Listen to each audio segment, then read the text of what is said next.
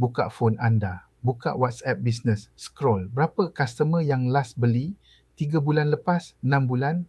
Database customer ni sebenarnya lombong emas. Nombor-nombor tu semua orang yang dah pernah bayar anda.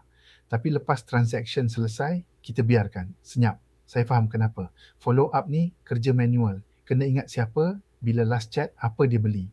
Staff sibuk, anda lagi sibuk. Jadi database tu jadi kubur. Nombor tidur, duit tidur. Satu hari saya kira untuk klien. 210 nombor dalam Excel. Zero message follow up dalam 90 hari. Anggaran revenue tertinggal hampir RM18,000. RM18,000 dalam phone anda sekarang. Tak terusik. Masalahnya bukan database. Masalahnya sistem. Manual follow up memang akan gagal. Manusia akan lupa, postpone, sibuk. AI boleh handle follow up automatic. Setiap minggu AI susun siapa nak dihubungi. Draft message BM natural. Anda dan staf tekan hantar sahaja. 1 jam seminggu. Follow@cakna.ai. Video seterusnya saya tunjuk workflow penuh.